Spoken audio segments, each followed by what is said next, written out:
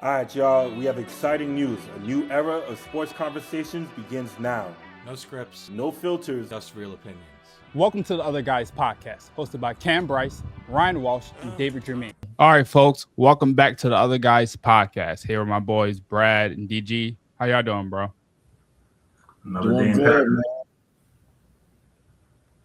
Another day, another dollar. All right, so today we got a bunch of topics for y'all today. You know, we have to talk about Lamar Jackson. Yes, I know he was ranked 69th out of the top 100 NFL players, which is blasphemous to me, but we're going to talk about that. Then we're going to talk about a little about the NFL top quarterbacks, who's under the most pressure this year to win it all.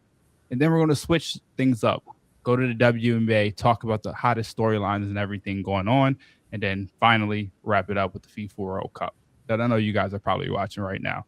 But getting to the first topic of the day. Brad, Lamar Jackson ranked 69th out of the top 100 players. What is your take on that?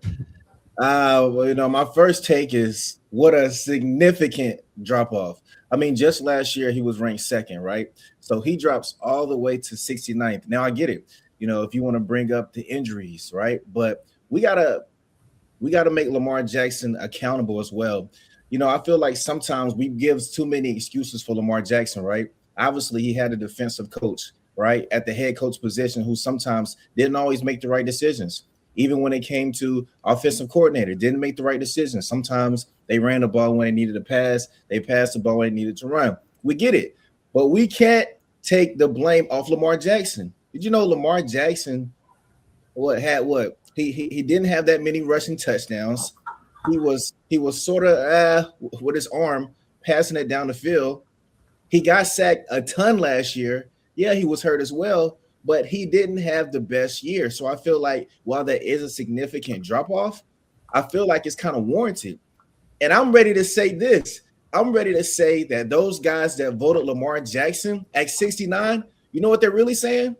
These young quarterbacks, the Caleb Williams, the Justin Herberts, the Bo Nix, these young quarterbacks who are getting to the playoffs and actually doing something, they're past Lamar or basically one step away from ultimately making that leap to the next level. Obviously, I mean, Drake May was in the Super Bowl. I mean, Bo Nix would have got to the Super Bowl had he not got hurt. Caleb Williams, we know what he can do, one of the most elusive quarterbacks. So it's just like maybe that's what they're saying. Maybe it's not just the injuries. Maybe they're saying that these younger quarterbacks have now sort of are right there at that level, if not surpassed Lamar Jackson. And we all know what Lamar Jackson is. Yeah, that's interesting because you mentioned a guy named Justin Herbert hasn't won a playoff game in his career. He hasn't. He's been there 5 times. He's 0-5.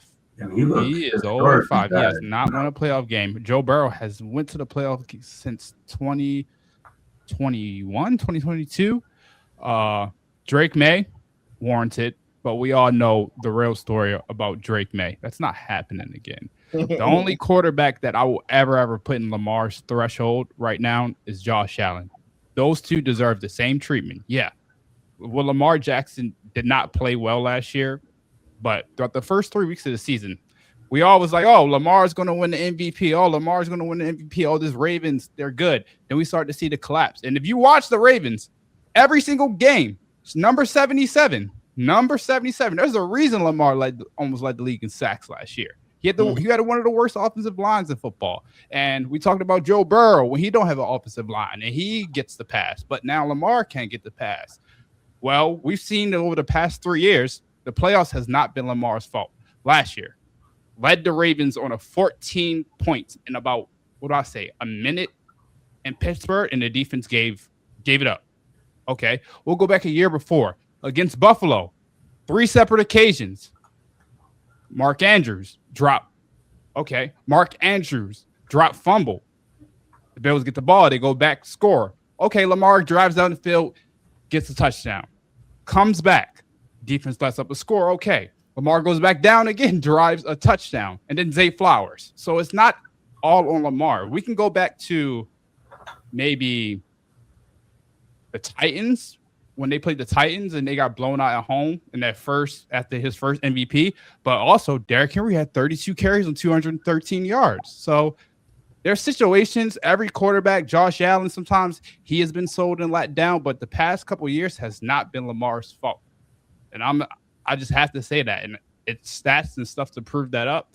But I don't think none of the young close. How do games get close? Games get close when you stall out on drives. So now you're going to need those opportunities, like you just said. And when they don't happen, it's like, oh, well, it was that guy. No, it was maybe that drive before, or that, we can. But they scored last year. They scored every drive against Pittsburgh last season, and the defense let him up. It's physically nothing he can do. Like, why don't we say that for Joe Burrow?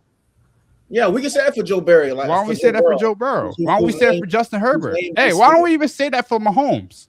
Because this happens with Mahomes. Mahomes always the guys that gets to come back in games. Josh Allen's always the hero that goes down from 21 points and then, he comes back after he's already thrown 2 picks and a fumble. We didn't talk about Josh Allen's performance in Denver because he wasn't even the best quarterback on that field, but we still rank him as the best in the league. Come on. We got to find some in between. Yeah, I feel like people go talent-wise. People definitely. But my thing was this. Even we know Lamar Jackson, right, as a runner and as a pretty good quarterback. But I feel like these quarterbacks now, it's like it just seems like they can win games with their arms and it not be, this guy, they just flat out do it. And it's kind of like, Josh Allen doesn't always do that. And, every quarterback doesn't always do that. And when it comes to Lamar, I hate that it's still a topic, but it's still out there. It's still a thing. And I'm not saying Lamar is a bad quarterback. I know Lamar can throw. I believe in his arm. I believe in his talent. But, when you look at some of these other guys and just based off arm talent, and when it comes to winning games, being in the pocket, using your arm, to get guys open and, to make the plays, I've seen it from other guys. And I feel like Stowe has everybody else, the guys in the league, and I feel like that's why he was voted so low this year. Yeah. The league is also messed up because this list is unbiased because Cortland Sutton is right after him. Yeah. Cortland Sutton is not even a top 15 receiver in the league. I don't know. Last year he had a pretty good last. He not even top 15. It's way. I can name 15 receivers. Cowboys got 2. Atlanta got 1. San Francisco got 1. Who else? The Patriots got 1. Eagles got 1. He's not better than Zay. I don't know, bro. Better year last year. Puka and Devontae. He's not better than T. Higgins, and T. Higgins is not even top 10. Oh yeah, he's nowhere close to being. Cortland Sutton's nowhere close to being top 15, bro. Better than T. Higgins. Cortland Sutton is nowhere near close. Better. T. Higgins is a 1, bro. He could be a 1 on different teams. We know T. Higgins can be a 1 on different teams. Okay. I feel like Cortland Sutton had a pretty good year last year, though. Definitely had a good year. Had a good yards, 7 touchdowns, 74 receptions. Can't be mad at that. And he's the number 1 receiver in Denver. Number 1 receiver in Denver, yeah, and he plays with a good quarterback. Yeah, that's true. Plays with a good quarterback whose eyes are downfield, who's going to get the ball there, right? Pretty good quarterback who is a limited. If you talk about limited as a passers, Bo Nix is the quarterback, the youngest quarterback that's the most limited. Last time we saw Bo Nix, he shushed all of that. He didn't. Oh no, he didn't. Josh Allen sold that Bills that game. If Josh Allen didn't. We watched that game, bro. Josh Allen did some dumb stuff that game. On a broken ankle, man, drove and had a game-winning drive. So the question should be now: where do you think Lamar should realistically be ranked going off last year? Well, if it's 100 going off last year, that's the key. That's the key thing. That's the key. That's hurt because he's hurt, so you can't really put him in lists because it's like the same like the NBA. If the guy don't play an amount of games, you're not in the NBA. So it's physically like you can't rank them. Oh, that's a good point. I now don't get me wrong. I don't like where he's ranked because I feel like this sort of in a way, takes him out of the top quarterback conversation. It's like guys are taking him out of the top quarterback conversation and moving him amongst guys that were kind of ranked near him, right? Like the Jordan Loves or Bryce or or Brock Purdy, who are ranked, amongst that 60 to 70, 80, 90 range. And I'm like, come on now. That's kind of disrespectful. Yeah, that's disrespectful. Like it's still a top quarterback in this league. It definitely still has the talent. Like I said, injuries. And I feel like I said, he had a defensive head coach, an offensive coordinator who always just didn't seem to make the right plays or, show Lamar, the best or put the best product on the field offensively. So I feel like that kind of goes into it.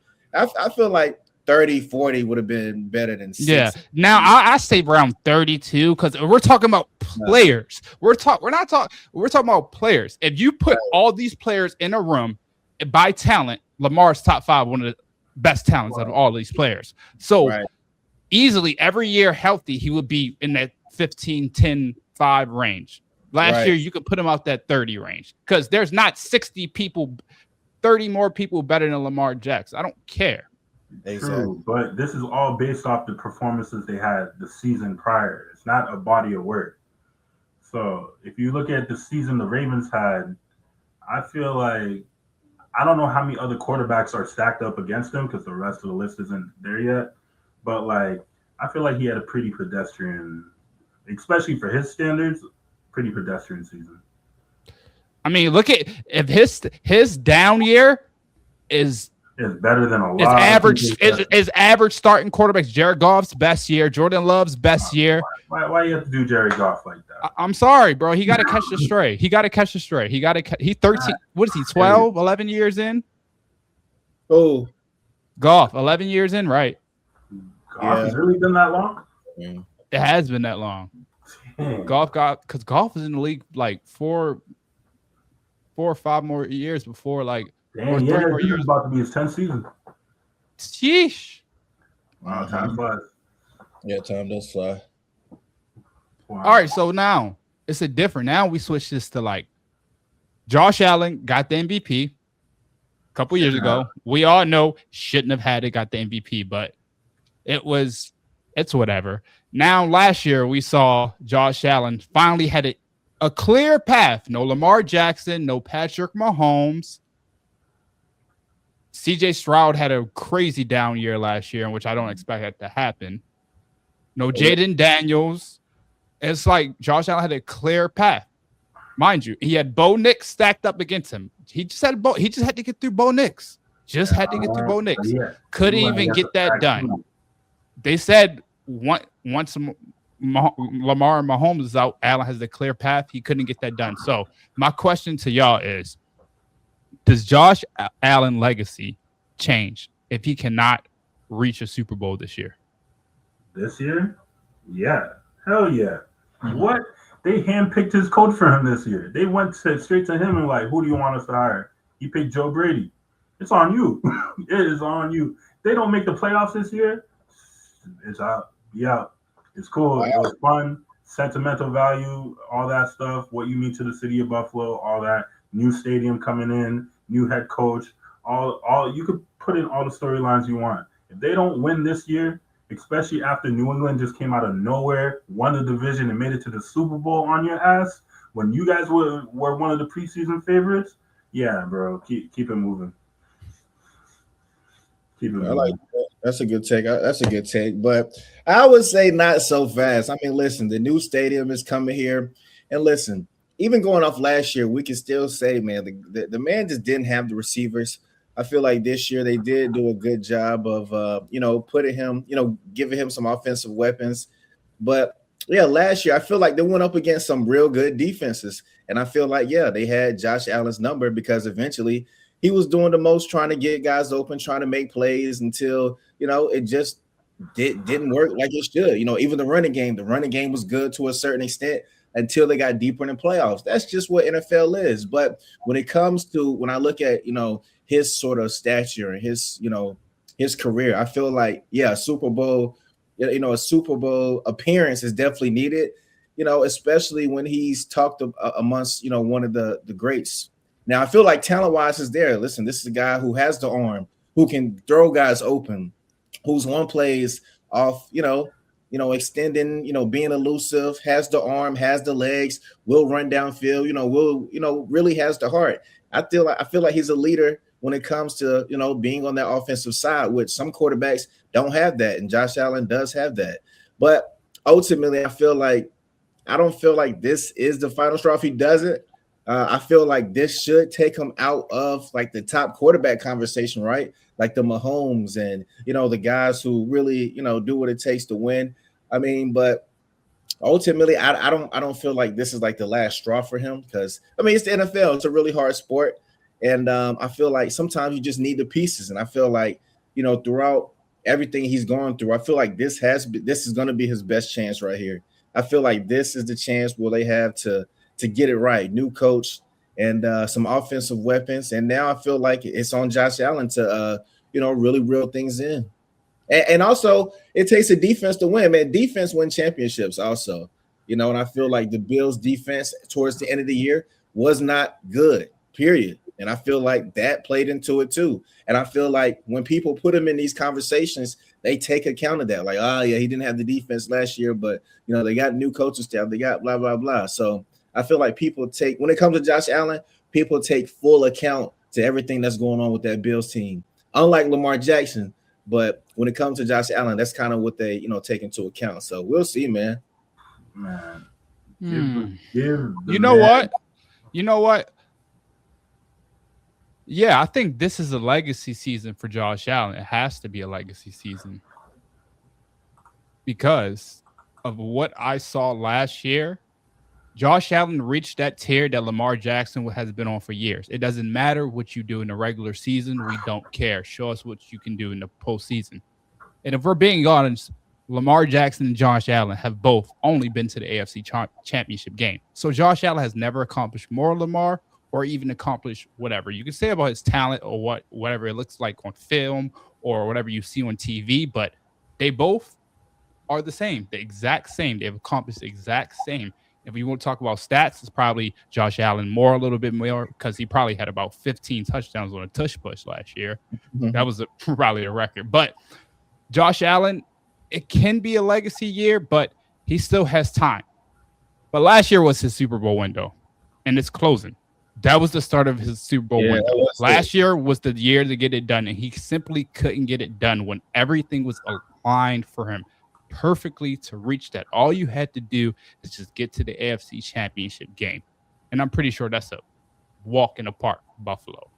You could talk about the defense, but I feel like when we talk about Josh Allen, we never hold him as the standards of other quarterbacks. We're always saying about the defense or his offensive line or he didn't have receivers. Lamar Jackson has never had a wide receiver one.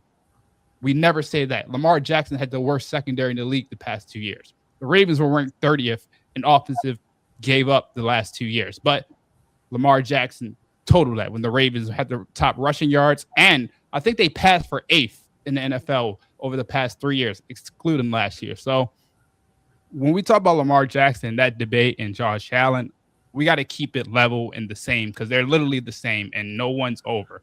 But it's a legacy year for both. But I would have to say it's more of a Lamar Jackson legacy year because of how everyone outside perceives him because they think he can be this impact, like the greatest player of all time. So they want to see him succeed. So they hire him to this higher standard.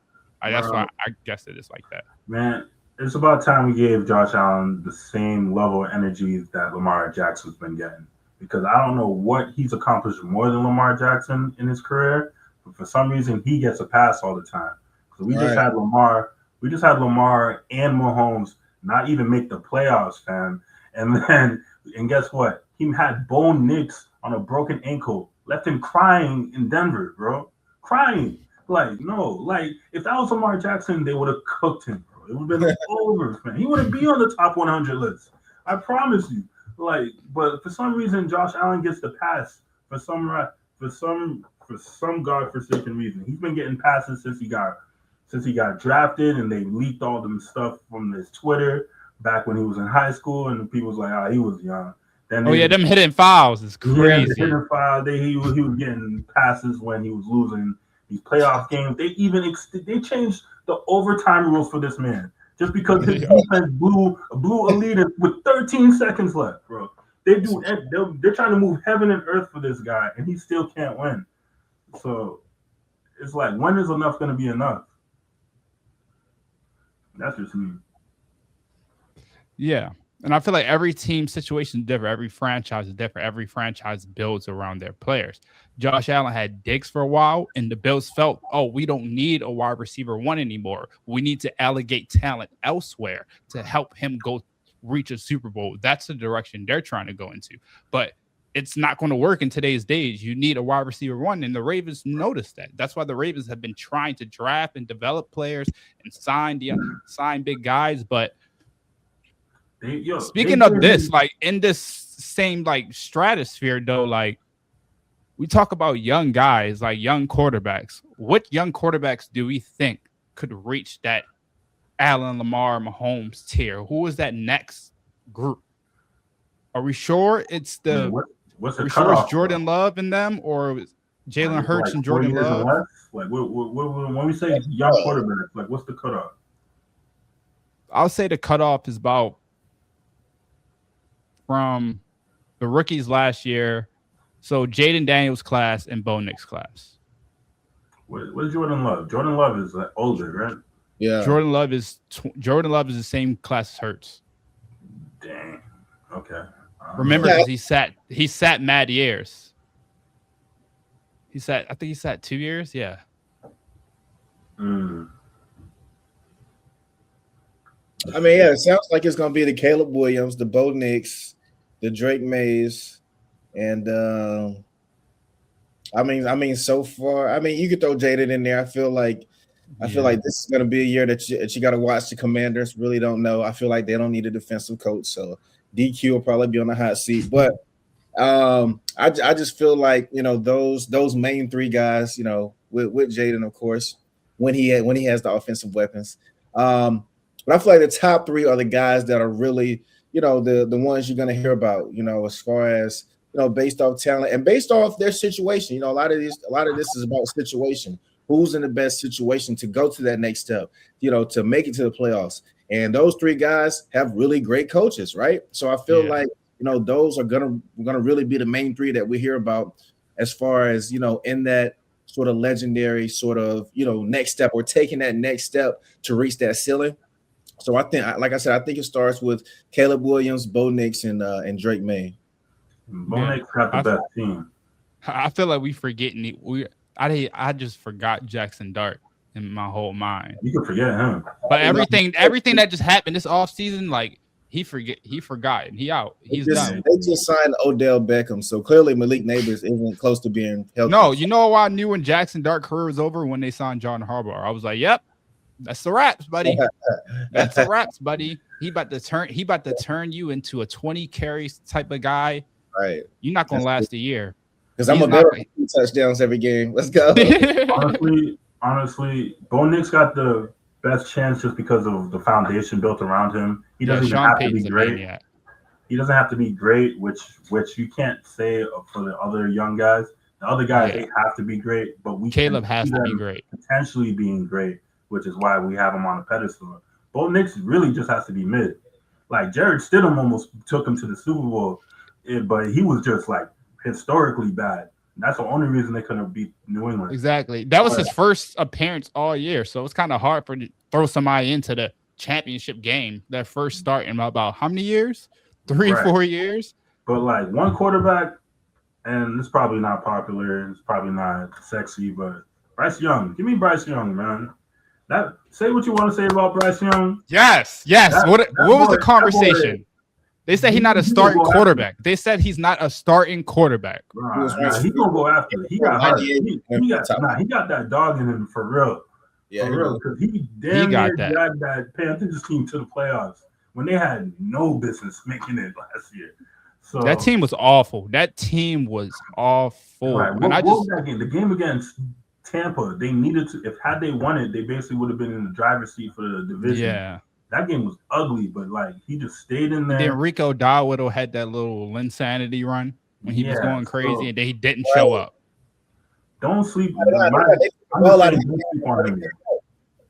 Yeah, I like that storyline because, bro, I feel like Bryce, like growing up, I remember Bryce Young at high school, and he got to college and he dominated at Bama. He won the Heisman, and then he got drafted, and people was like, oh, snap, he's in a terrible situation. But it's just like, everybody was like, oh, if it's the one guy to make the best out of the situation, is Bryce. He struggled, and he didn't get the same leeway. I feel like the organization literally tried to say, hey, if you don't win now, we're going to get rid of you. Then they benched him, and I feel like that was part of his development. Like, for MLB player getting sent back down to the minors, like, oh, we need you to adjust, come back.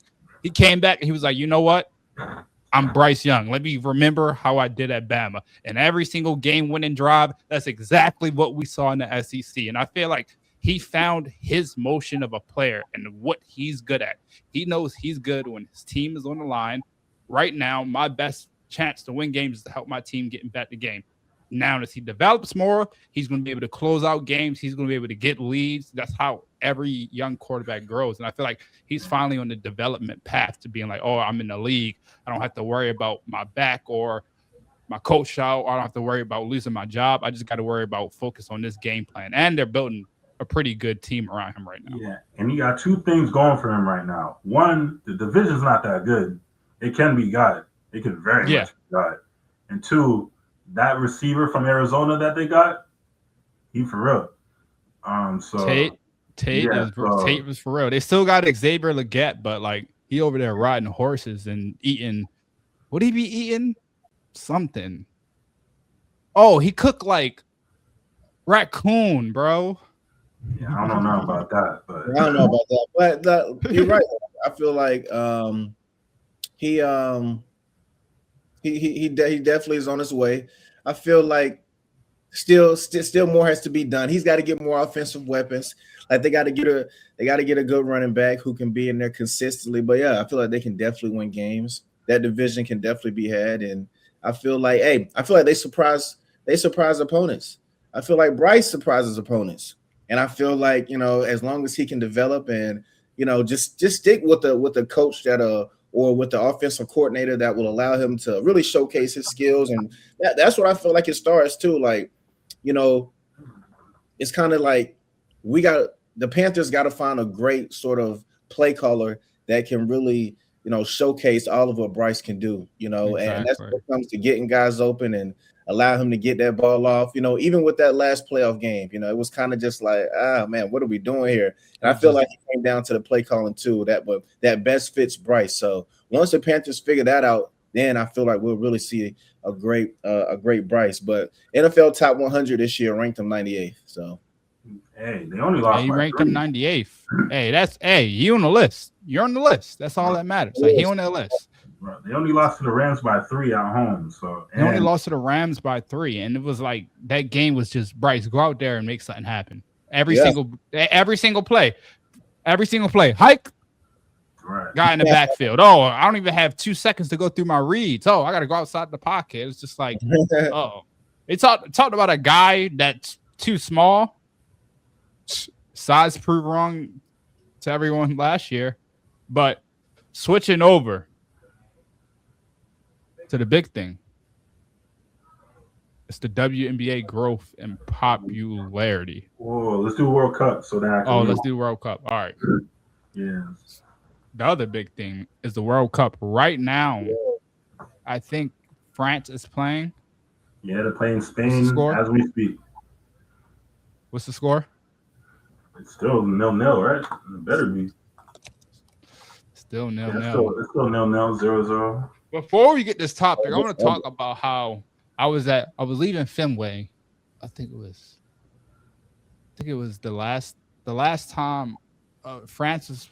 The last game last week, I was leaving Fenway, and the France game was coming on, and people walking down, and obviously you could hear like when they got the goal and they won, they go out, and there's like a bunch of people from France around one Morocco dude. One Morocco dude's walking. It's like 15 kids around him, like, this our country now. This our country now. And they just like ganging him, throwing like waters all over him, and I'm like, yo, like. that soccer culture is crazy because that's some stuff like we saw like the Knicks, how they was dragging Wemby jerseys and dragging people across the street that had different teams. I feel like if you go to a different country, I feel like if I was in a different country right now and I was in Morocco or in France, I probably would have got killed or something. Definitely would not. But yeah, like we thought the Knicks parade celebration was crazy, which it was because I was a part of it. And I could tell you for sure it was crazy. Nothing compared to soccer, man. If you just look at the scenes in Mexico City after Mexico won their round of 16, not their 16, round of 32 game, the streets of Mexico City packed, like not an empty space in the whole city. And it's a city the size of New York City. So it's like, you can't measure the passion of soccer. It just means a lot more. It's cultural identity for a lot of these countries. It's like it's kind of what baseball means to America, but like with the passion of college football. It's weird. It's the only that's the best way to explain it. That's exactly the great representation. That's what I feel like. I feel like college football and baseball is like the heart of America. Like everybody, like they feel like when college football comes, I feel like no matter what. People that never even watch college football, they be like, oh, I want to go to a college football game because it's the greatest atmosphere. You can go to a college football game, and you probably like, yeah, I never want to go back to an NFL game. Oh, it's too long. It's not an experience. Or you go to a baseball game, you be like, wow, like, why was I ever watching baseball on TV? And stuff like that. And then for the soccer, I just feel like now it's just like, it was a good experience though. It was in America, but that's what speaking of like. A lot of people got to experience it because like it's easy because like I've been following soccer for over decades now, but like it's hard to like explain it and so much easier to just show people. And like I've been covering like these fan fests and these games at Boston Stadium and everything, and like people who don't even have tickets will be going to these tailgates just to party with people. And like you saw what was going on with the Scottish people. The Scottish fans and the Norwegian fans taking over in Massachusetts, and like people doing the Viking rows and like wearing the bars run out of beer for a weekend. Like for a week, like, you can't quantify this stuff, man. It's just like it's just culture. And now we only got 4 teams left. France is playing Spain, which is about to be a movie because today is also French Independence Day, which is Bastille Day. So I promise you they're turning up in Paris and all of them over there right now. Like on if we upload this video and France lose, like don't tag us in the comments. We ain't got nothing to do with your loss. We ain't got nothing to do with it. It's insane. And then Spain got, you know, the new super kid, the wonder kid, Lamine Yamal. Like everyone's already anointing him. So like this, like we're talking about legacy games for Lamar Jackson and for Josh Allen. What's going on right now as we speak? We got Kylian Mbappe, who's basically people are anointing like the next Pele because he won a World Cup at like 19 already, and he dragged them to another World Cup final where he lost to Messi, and now they're 1 win away from making another final. In his first 3 World Cup go to 3 finals, which would be insane. And then you got Lamine Yamal, who's literally just the kid who's up next. It's like it's crazy. So. Yeah, that's the crazy thing. We see all this success. We see Messi and all this success. Now, David, Ronaldo or Messi? Well, between the two, I'd say Messi. But like what Messi's doing right now at his age is remarkable. It's given like that LeBron type of effect, really. Because like he's still showing that he's got that magic touch. Even though Argentina's not playing well, they've been squeaking by these past 2 matches and everything to Egypt. Some people will say the ref, you know, handed them that win and all that. I ain't here for all that. And then the Switzerland game where the brother man Mbolo went crazy and tried to dive when he was already on the yellow card and got a red card when his team had all the momentum and looked like they were about to win. But whatever, it's like. It's the issue we have with Lamar Jackson. Sometimes you're a great player. Everyone knows you're a great player, but can you find your way to win in the biggest games, the biggest matches when everyone knows you're the guy? Messi's finding a way to do it, no matter how ugly they're doing it. So, and at his age, he's just turned 39. It's impressive. You gotta say it's impressive. That's crazy. When you think of like, damn, it's really crazy when you think of like LeBron still playing. Like the thing is, LeBron still playing. Like, I don't think people will take a sit back and just realize, bro, he's 41. He is still playing basketball at an all NBA level. If he just played enough games, he would have got there. So it's just like, damn. And it's just like, you look at every team, this man had a whole tour. He probably had every single GM texting, calling his phone. He's like, you know what? Rich Paul said, nah, we not good. Nah, what? Y'all got cookies? Nah, we not good. Doing stuff like that. And then, Brad, you said earlier, you think the next two teams is down to Golden State. That's right. Well, yeah, it was confirmed today that he's down to his two teams between Golden State and Cleveland Cavaliers. And I mean, right now, if you look on social media, you see a happy Draymond, and obviously those are two, those are really good friends. And it kind of makes you go back because when Rich Paul was on the show, he said that, or on his podcast, he said that Bron wasn't really necessarily playing for championships. He said he was playing for fun. So when you take that into consideration, if he goes back to Cleveland, I don't know how much fun he's going to be having in Cleveland.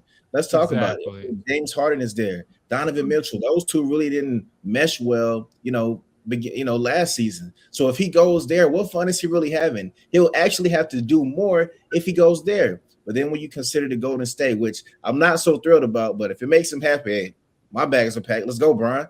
But if the Golden State thing makes him happy, it does seem like it's fun. Obviously I'm sure he wants to be on the West Coast. His family is still there. He'll be mainly on the West Coast as compared to the East. He still gets the Lakers matchup to play against Bronny. Steph, Draymond, the whole golfing thing. He loves playing with a really legendary type coach and Steve Kerr. So I feel like, man, the Golden State thing does make sense. So we'll definitely see. They said he should be coming down to a decision soon, but we all know how Brian is. So we'll see. But yeah, it's looking like it could be Golden State, man. And it kind of makes sense. Man, they're trying to be an AARP team over there, huh? All right. Where's their depth gonna be? But I'll go back to what you said about if he goes to Cleveland, he won't have fun. You gotta remember, this is LeBron James. If he goes back to Cleveland, James Harden and Mitchell aren't gonna have fun. LeBron will be just fine because the whole organization is gonna do whatever LeBron wants. That's his city. He won them a ring in 2016. There ain't nothing. That's probably why they gave Donovan Mitchell the extension, because they were like, hey, yeah, you probably won't be having fun with Bron, but you got your money. You're about to make $70 million a year. So shout out the chef, I know this made from scratch. Yeah, you slid down the block, I go all black. Now I look like the bad. Can't so mean I'm getting cheese. Still rock Louis Babe Supreme.